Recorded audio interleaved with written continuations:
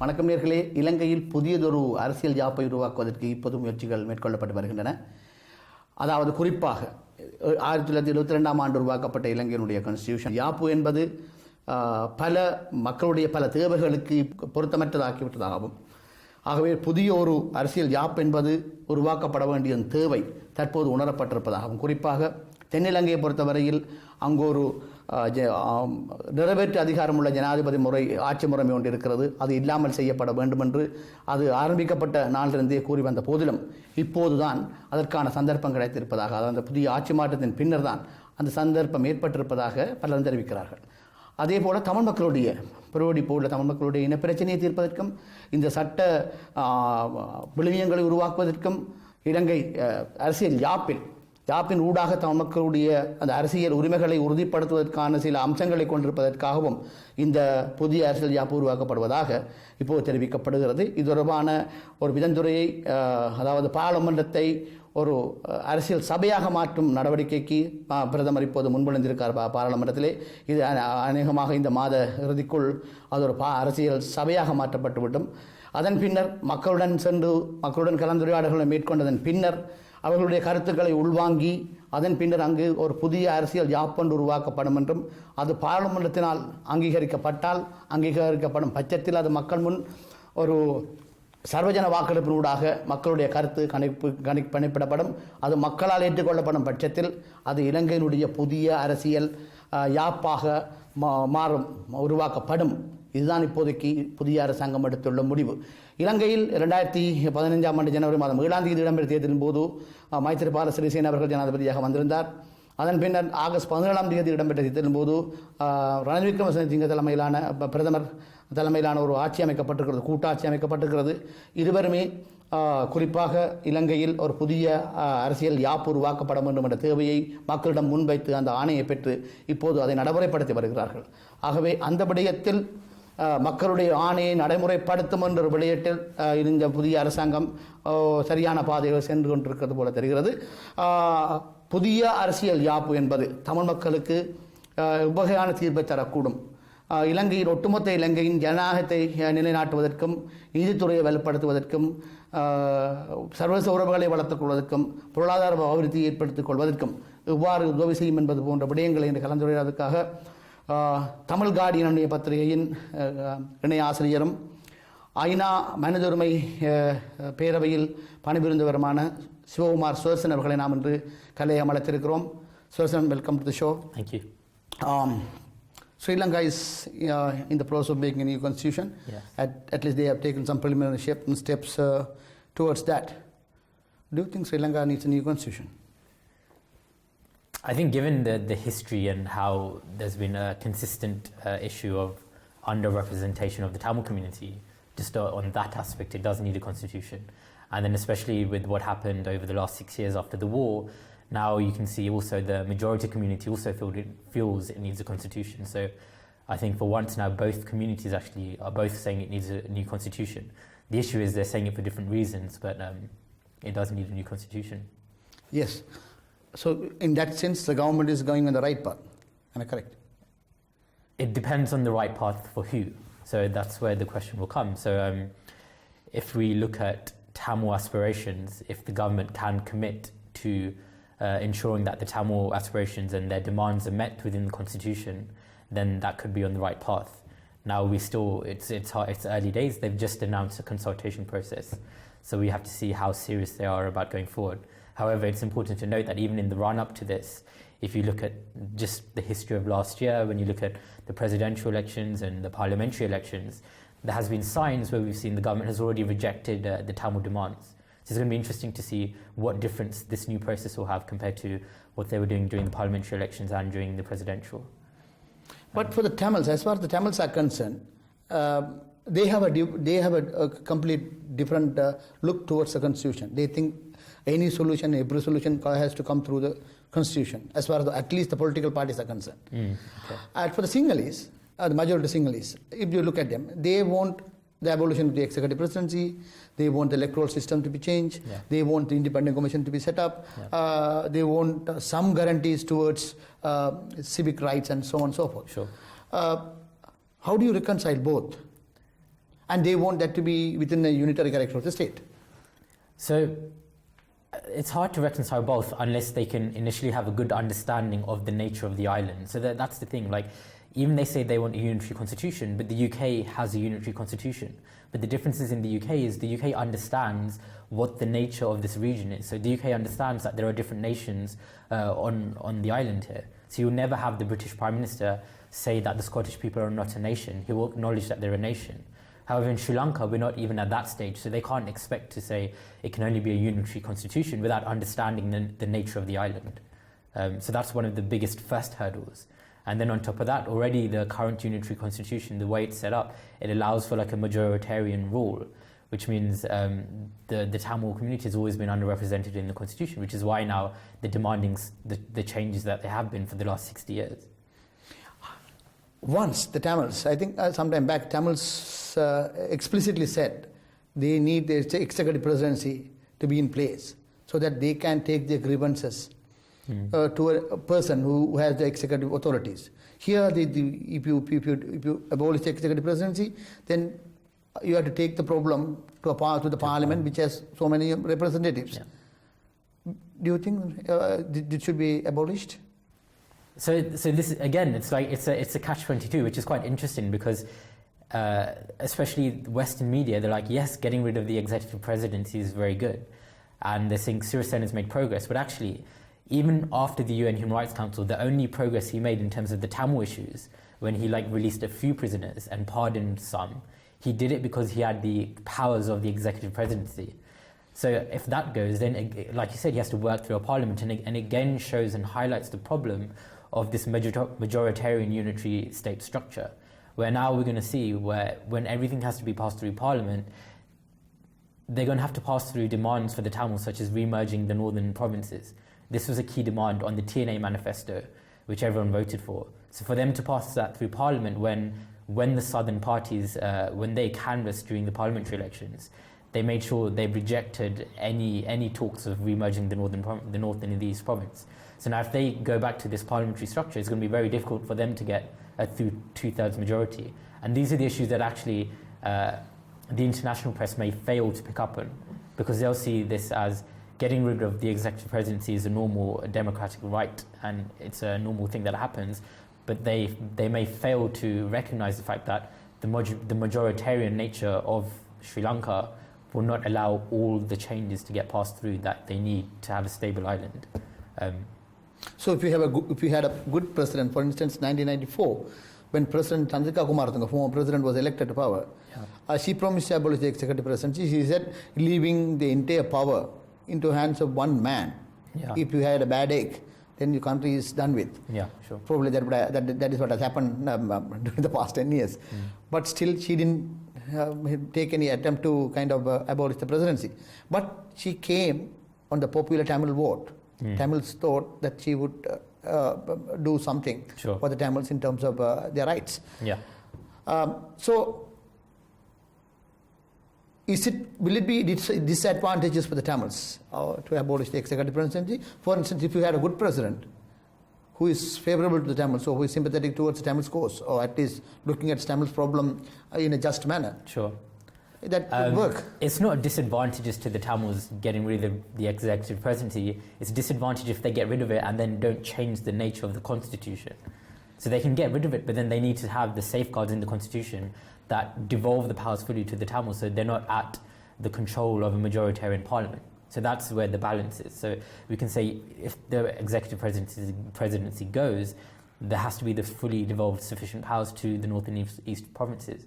So they're not at the hands of a majoritarian parliament, which everyone knows has been the issue for the last 6 decades. So where can you see that kind of constitution?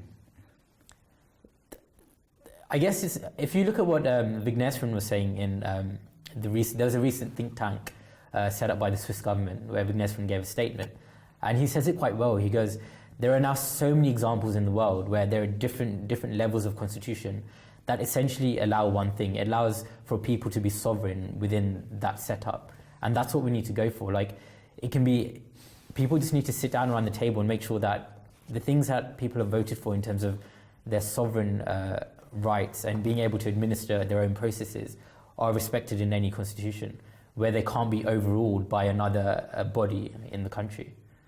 So are you happy with the way the government is going towards establishing a new constitution? I think we should look at what the Executive Director of the Centre for Policy Alternatives, Dr. P.Karunakharan he is heading the Citizens Initiative for Constitutional Reforms, has explained the need for the people's participation, the public input to the Constitution. In 2015, we had major political developments, the principal purpose of which was to bridge the democratic deficit, the governance deficit in the country, and we need therefore to have a supreme law, as in a constitution, that reflects this. There are a number of areas which require reform. The abolition of the executive presidency and its replacement with an executive which will function effectively and democratically with proper checks and balances.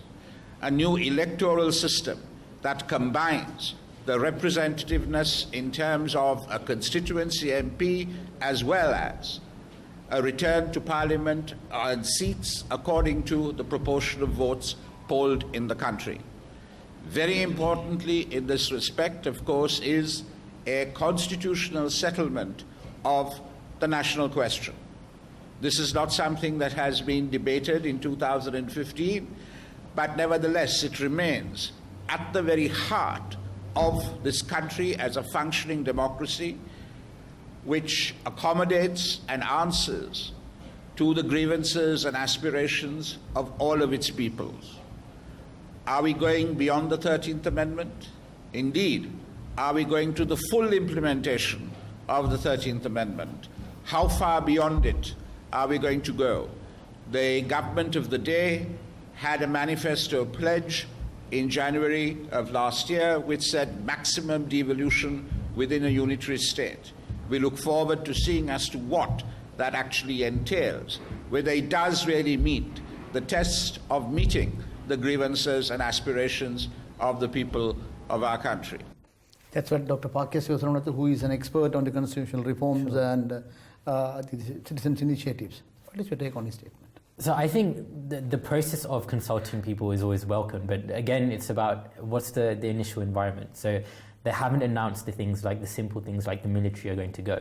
So there's still military going on in the north and east. There are still people getting tortured. And in this environment, they're saying people are discussing. Then on top of that, constitutionally, they haven't dissolved the constitution. So things like the 6th Amendment, they're still in place. So it's not really this open platform for people to discuss the constitution. So that's the first issue. But then at the same time, I feel it does still give a chance, again, for the different communities, especially the Tamil community, to reiterate what their stance is. So they did it in parliamentary elections through the manifestos they voted for, but now they have another chance again to say these are our key demands, which have been cleared through many processes we've had before. And I guess things like the Tamil People's Council that recently set up, these things provide a perfect platform for these discussions. So if the government is really serious about it, they should be listening to what the Tamil People's Council says about the Constitution, because it looks like they're going to facilitate a lot of discussion around that issue. On top of that, there's the question of the diaspora. Like, I feel now in this situation, when the government is openly saying we're ready to hear people's views, there's no reason now why the people that were exiled in the diaspora can't go back and work with Tamil bodies on the ground in the north and east and set up these discussions and have these discussions and conferences and formulate stances to contribute to this. The 13th Amendment is that you may not be satisfied with that power devolution, but The little power devolution that is there in the Constitution is the 13th Amendment. If you have done away with that that provision, what will be left for the Tamils? Which is why I think everyone is clear. Even if you look at the TNA, they're saying there has to be safeguards which allows for the devolution of powers to the Tamils. So even if the 13th Amendment goes, the Constitution can only be accepted, it will only be accepted by the Tamil people if there is a proper devolution package. Otherwise, you'll see this continued thing we've seen for the last 6 decades where it won't be accepted by the North and East. And that's the other thing. We will come to this collision point where when this draft constitution is formulated in 3 months, because Sri Lanka committed to a consultory process, they're going to have to publish it to the people. And this is where I'm sure the Tamils, especially in the North and East, will be very observant and see whether the constitution will deliver what they voted for. And this is where I think we'll see they'll hold both the government to account, and I think they'll hold the political parties that they voted in also to account. Because you can see on the ground, the last year we've seen the most protests since the end of the war. This year we've seen the most mobilization. We saw when the prisoners weren't coming out, we saw the hotels in the North and East where all the shops shut down. So people they are mobilizing and they are getting politically aware, and they do want a final solution to what's happening. But isn't that because the government is, the present government is more democratic one than the other one, the previous one? Well, the present government under the international pressure has allowed for some space for protests. Yeah. But what's good to see is that the space has meant that the Tamils in the North and East have come up and they have mobilized. So which means they're not going to sit down if a constitution which doesn't favour their interests tries to get passed through. So this is something I think we should watch out for in the next 3 months. Do you think that the TNA being the elected representative of the people, do you think they are taking enough steps to keep the people aware of what they want from the constitution and what their contribution would be in making the new constitution? Do you think there's enough work is being done on the ground? So it's hard to tell, but I think, as always in any consultory process, this always happens where there isn't enough engagement with the ground, there isn't enough information disseminated to the people on the ground. And even with, I guess, the UN Human Rights Council, that consultation process, the same thing happened there, where actually there wasn't a good process that was made to consult the Tamil people in the North and East. So that process was already criticised by the Tamil civil society. So again, if this process doesn't fully consult the people, I'm sure it will be criticised. But again, this is why there are opportunities. Again, there's opportunities now for the diaspora to go back and help this consultation process, get involved, set up organisations, set up conferences. Like, this can happen now in the next 3 months.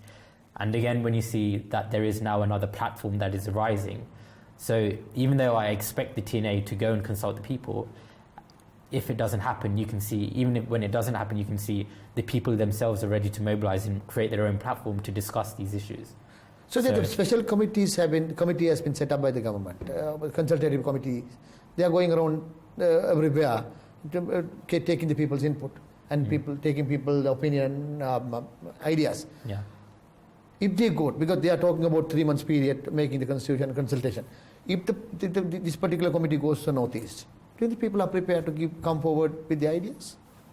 Yeah, so that's a very good question, because I think, as we've seen in the past, when still over 150,000 out of 200,000 soldiers are still in the North and East, when like Francis Harrison and the ITJP are saying in their reports that were released this year that people that were just campaigning for the TNA manifesto in September were tortured. When that is still going on, why should we expect the Tamil people to feel comfortable going to a government consultation process? Which is why, again, it puts the onus on us also that we should have the freedom to hold our own consultations, and we should be getting involved with it, actually. Just to again reiterate what our stance is. Even though we proved it through the manifesto, we proved it many times before, when there's an opportunity, when the world is watching, there's no harm in, again, reiterating what your stance is.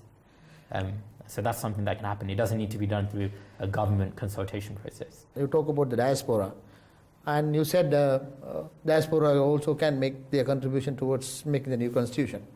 Do you think they are making enough efforts? There's a website. You don't have to go physically to be in the north. There is websites by the government to make your input. Do you think they are making use of that? Do you think they are taking enough efforts to do that? It's hard to tell. I guess because the constitution thing has come very suddenly, very soon, we haven't seen any official statements by the diaspora on the constitution. But I'm sure in the past we've seen the diaspora organizations, when key events are about to happen, they will get together and they will form some kind of position and a statement. So I'm sure that will come in the future. But also there is now no reason why they can't go back to the north and east as well, and with the ground and hold big conferences on the constitution. There should be no reason why the government can't stop that at the current state if they're saying they're allowing for consultation. So there are opportunities that the diaspora could take advantage of. Yeah, but what I'm asking is, on the ground, you say it doesn't appear that the TNA is doing enough to keep the people aware of what their contribution should be. And in the diaspora side, do you think they are taking enough efforts to keep the people informed and making them contribute towards this? It's hard to tell at such early stages, but going forward, yes, they can. So the diaspora themselves could have their own consultation process. They could formulate ideas from everyone and draft their own constitution. It's hard to tell what's going to happen, but I am sure this will happen, because if you just look at a smaller scale example of the UN Human Rights Council process, we did see that the diaspora eventually did get together, did form reports, did form statements on certain issues. So I'm sure with the constitution process, they will be doing the same things. Sudharsan, we have a lot to discuss about constitution because it's representing the people as a whole in Sri Lanka and the people who are living abroad. Before discussing further, we will go for a short commercial break. Please stay tuned.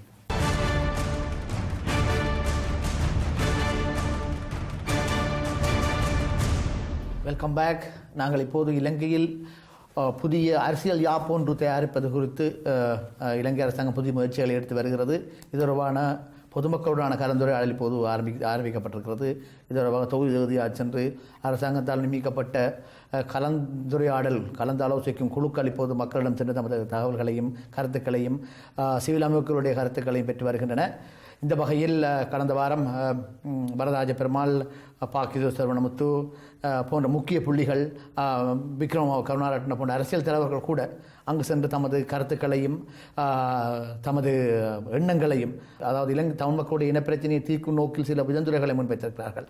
ஆகவே இந்த விதந்துரைகள் எல்லாம் இந்த புதிய அரசியல் யாப்பு என்று சொல்லப்படுகின்ற விடயத்தில் உள்வாங்கப்படுமா என்ற தொடர்பான சில விடயங்களை நாம் இப்போது தமிழ் கார்டியன் இணையதளத்தினுடைய உதவி ஆசிரியரும் ஐநா மனித உரிமை பேரவையில் பணியாற்றி வருமான சிவகுமார் சுதர்சனுடன் நாங்கள் இப்போது கலந்துரையாடி கொண்டிருக்கோம்.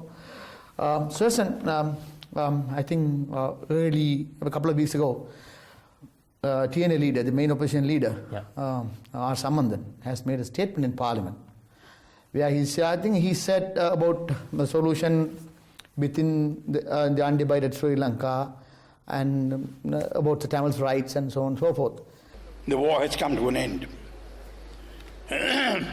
And more importantly, there is no longer a demand for a separate state. The demand for a separate state was given up even before the war came to an end. The Tamil people have had successive elections, parliamentary, provincial and local authority elections after 1977 clearly confirmed and democratically endorsed that definite policy. And it is in this background that there is no longer a demand for a separate state, and it is also in this background that we are seeking to resolve the national issue within the framework of a united and undivided and indivisible Sri Lanka. It is within this framework that we are looking at a new constitution that will also resolve the national question. The leader of the TNA, the main opposition leader, Samandan, is making a statement that Tamils have already given up the demand for separation with the end of the war. And he is also talking about the successive elections where people have demonstrated or given mandate against separation. And he is also talking about a solution within the undivided and undivisible Sri Lanka, a united Sri Lanka. How do you view his position now? I think so. It's important to see how the TNA won the elections. So when they were campaigning in September over the parliamentary elections, the manifesto was very strong. It didn't talk about a separate state, but it said they will administer the right to self-determination. They will make sure the north and east provinces are merged, and they will make sure there's fully devolved powers to those provinces, well beyond the 13th Amendment. And they said they want to be recognised as a nation on the island. So these are the things they kind of won the election on. So anything he says here on in, there's no need to be too analytical, because I think the Tamil demands are very clear. So you could see it as a slight tactic that he may be taking, but whatever happens, the Tamils have always been clear in what they voted. And I guess he even mentions they gave up the demand for a separate state even before the end of the war, which I guess he's referring to the peace talk times when there was the ISGA put forward and the LTT accepted it, the Tamil people accepted it, and the international community accepted it, but it was the Sri Lankan state which rejected it. So even though he says they've given up the notion of asking for a separate state, that doesn't mean they've given up the notion for asking for self-determination and fully devolved powers, and that's a key thing to recognise. The way we could look at it is, though, at this stage, the Sri Lankan government has no reason not to deliver to the Tamils, because without the TNA... Is there a reason they should deliver? The reason because why... LTT was the problem as far as the Sri Lankan state as well as the foreign powers are concerned. Yeah. The only problem was the LTT problem. That was a terrorist problem in their viewpoint. Sure. Terrorism is defeated. Yeah. There's no separation. Samandan himself is saying there's no need for separation. Tamils have given up the demand for separation. Exactly, yeah. Do you think Tamil is a solution at all? So I feel like now, so the Sri Lankan government has no more excuses to give for not solving this ethnic problem. So this is where the situation Sri Lanka is at now. Within the next 3 months, like the way the last 6 years have gone, they've given excuse after excuse after excuse.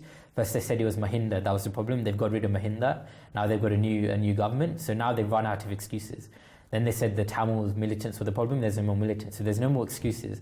And this is the way that everyone is looking at Sri Lanka now. So even if Sambandan says they've given up the demand for a complete separate state, that's not the point, really. The point is the Tamils voted for self-determination, fully devolved powers, and self-autonomy, which the TNA will have to push through in the constitution. And if that's not in the constitution, then I think it's obvious that the Tamils will not accept that in the north and east and across the diaspora. So whether he says the word separate state or not, I think in the grand scheme of things, it shouldn't make a big difference in terms of the actual constitutional negotiations. But would the majority allow that to happen? For the right to self-determination to be administered. Yeah, so this is where now... So they see the right to self-determination is the root cause. Basically, they fear that their fear is that will lead to separation. Yeah. And that's what they say, the unitary character of the state should be maintained. Even recently, the President himself has said that the unitary character of the state would be maintained. Yeah. Even in the new constitution. So this is where now the arguments should be changing. So at this stage, at the end of this constitutional process, if the right to self-determination isn't allowed through the constitution and the north and east isn't remerged and the powers aren't devolved, then people have to start rethinking the problem. Because then they can say, hold on, they've tried everything now, they've changed the government, they've had a so-called moderate approach by the TNA with the parliament, and they still haven't managed to remerge the northern provinces. Even through a moderate approach, supposedly moderate approach, still the majority is still rejecting the demands of remerging the provinces, administering self-determination. So people will have to rethink the way they're going to approach Sri Lanka. There's a report, even in one of the foreign reports I said, the TNA is seen to be close to the government. Will that be helpful to the people, Tamil people? I think, so we've seen... How do you see that? Are they too close to the government? Is what you see? It's hard to tell. So I guess people are saying the TNA have a good working relationship with the government. Well, it's hard to say, because actually in a recent interview when Sumandran was speaking, he said, well, actually we haven't got all the deliverables that we expected from the government. And actually even in the past we've seen even if politicians have a good relationship, it doesn't mean that's going to transfer through to a new constitution and convincing the majority community. So I feel like in these negotiations, it's not a good relationship with the government isn't the most important thing. The most important thing is that the Sri Lankan government is changing the mind of the majority to understanding how this island should really be, and that there are different nations or different people on the island. And that's really the most factor. Because actually we've seen in the past when we've had agreements signed by two politicians and then 2 days later they're torn apart. Yeah. So we can see that it's not just about a good working relationship, it's about changing the nature of the majority community to accept equal aspirations of all the people on the island. TNA has the responsibility in keeping the people, aware of Tamil people especially, of what they want in terms of constitution.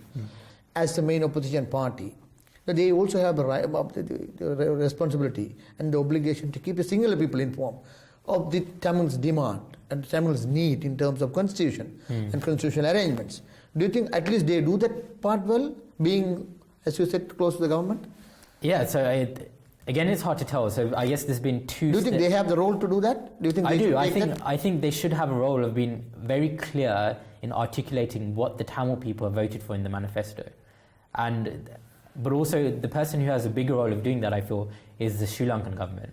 I feel if the Sri Lankan government is really serious about delivering, they should be clear about what the Tamil people voted for the TNA manifesto when working with the TNA.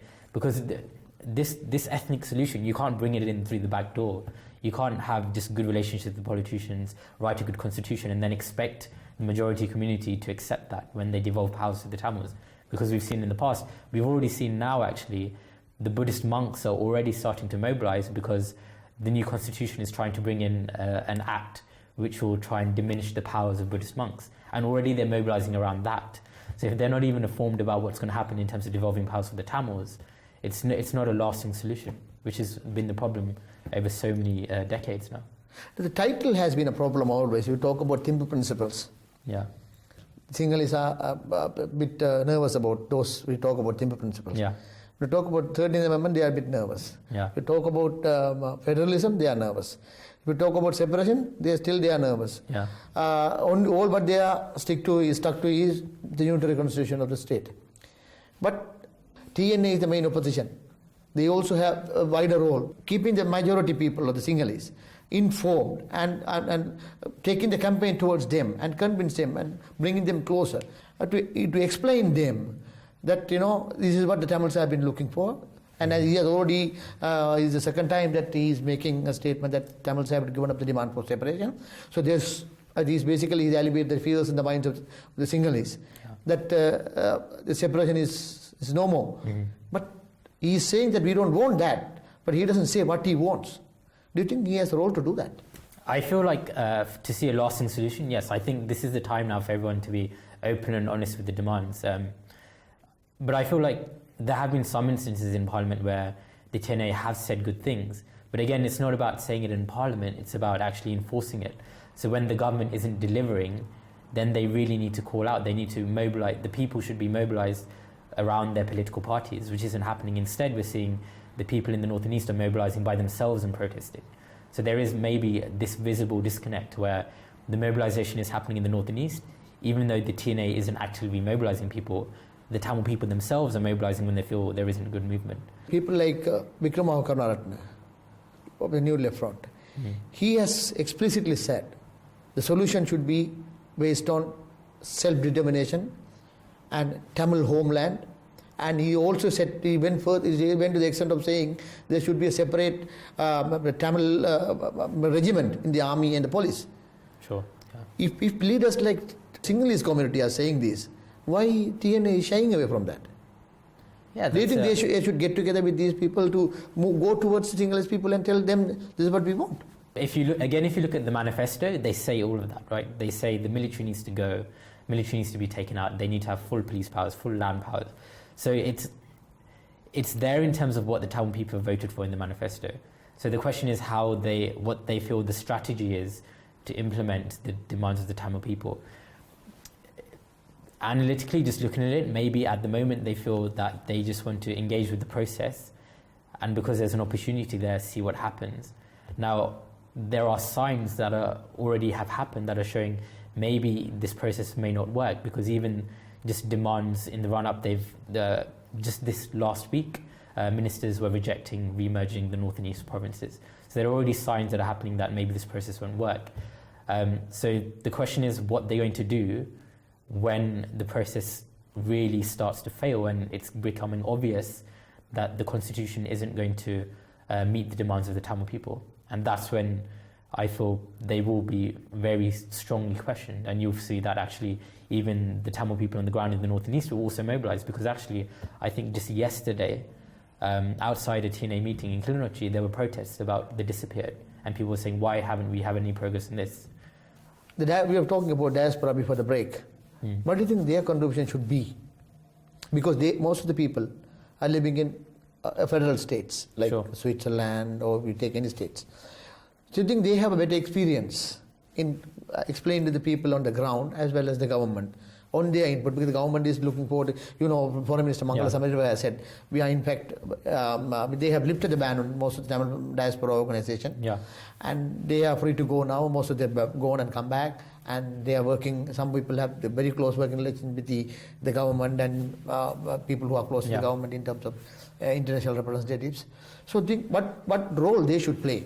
And like you mentioned, the fact that they've lived in so many different constitutional setups, it does give them a huge opportunity to share this.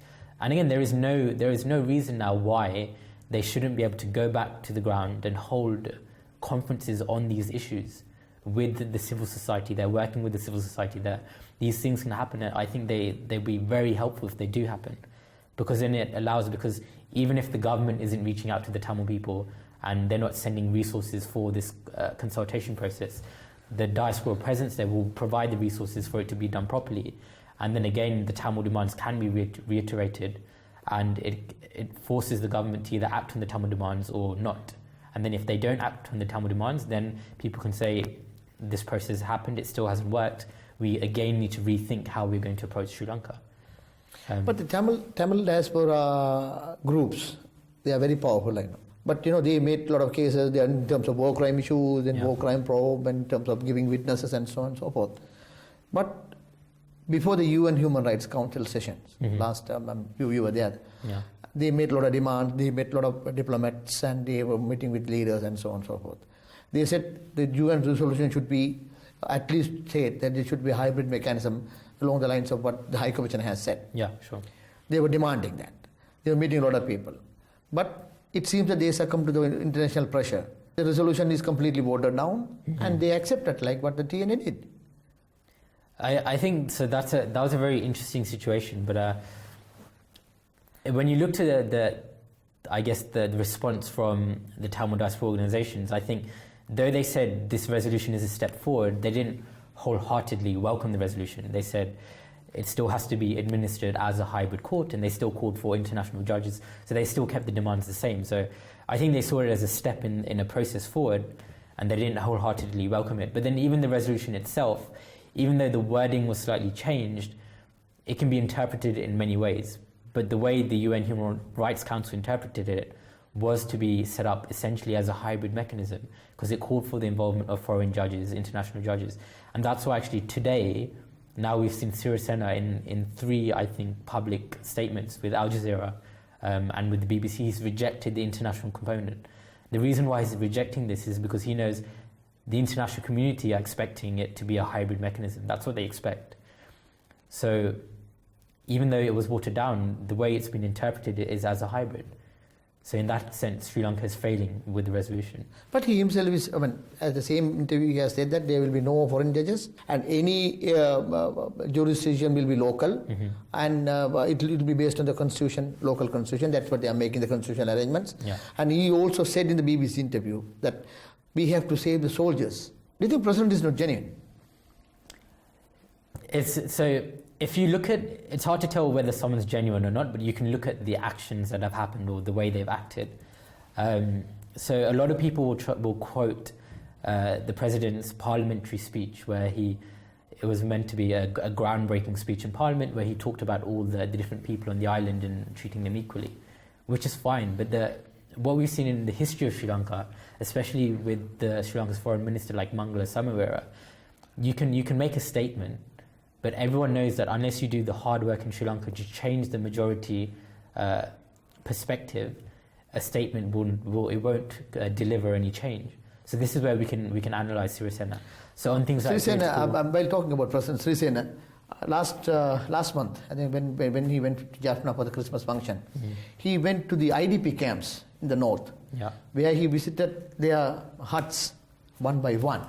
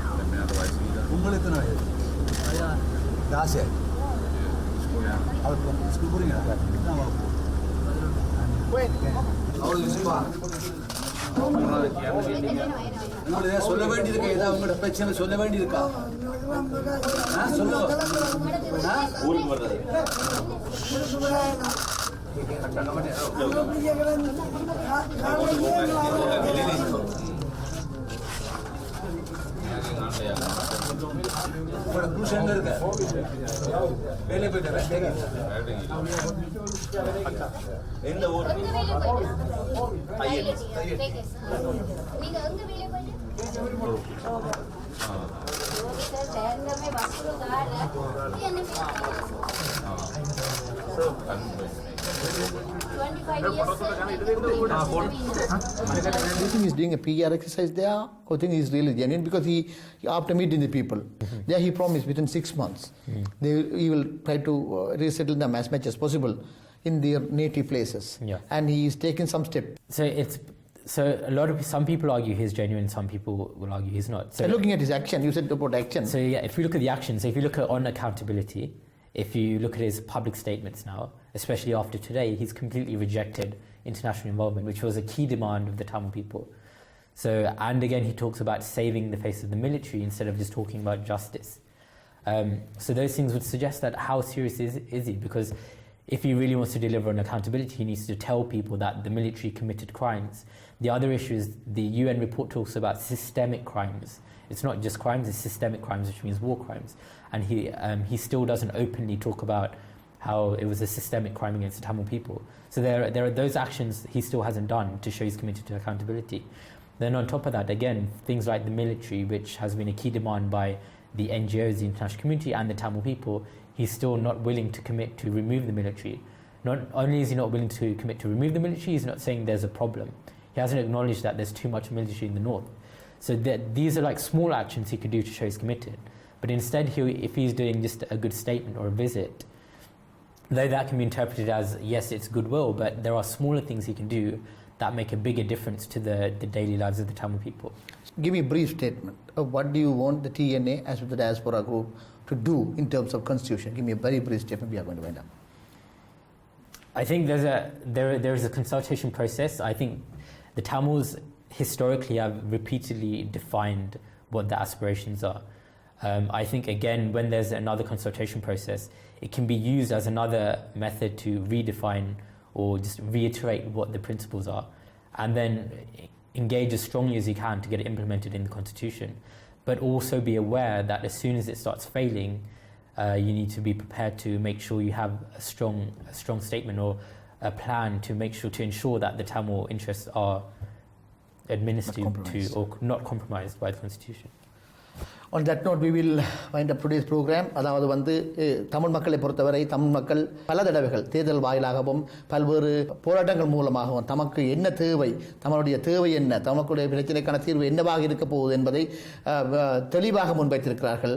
ஆகவே இந்த விடயத்தில் தமிழ் மக்கள் இந்த கலந்துரையாடலையும் அது தமக்கு தாகமாக பயன்படுத்தி கொண்டு அங்கு தமக்கு தேவையானவற்றை இந்த புதிய அரசியல் யாப்பில் உள்ளடக்கக்கூடியவாறான நடவடிக்கைகளை அரசியல் தலைவர்கள் முன்னெடுக்க வேண்டும் என்று அவர் தெரிவிக்கிறார். அத்துடன் இன்றைய நிகழ்ச்சியை நிறைவு செய்துள்ள நேயர்களே, இன்றைய தயாரிப்பில் நம்முடன் உதவிய சந்தனகீர்த்தி பண்டார மற்றும் சுரேஷ்கரனுடன் உங்களிடமிருந்து விடைபெற்றுக் கொள்ளும் நான் P.Karunakharan. நன்றி.